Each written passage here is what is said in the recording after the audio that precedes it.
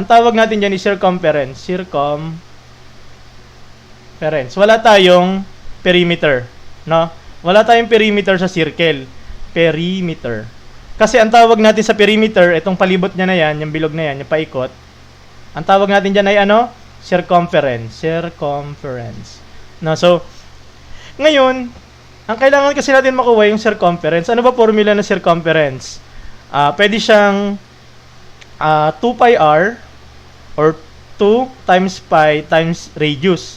Or pwede rin siyang circumference. Thank you po Ma'am Irene, no? Ma'am Cassandra, Sir Blaze or Ma'am Blaze sa pag-send po ng mga rows. No? Maraming salamat po. Ano siya? Diameter pi. Either of the two na formula pwede niyong gamitin. No? Kasi nga naman, pag dinoble mo yung, di ba pwede rin yan 2r pi. Yung 2r, ito rin yan diameter, di ba? Diameter pi. So, any of the two,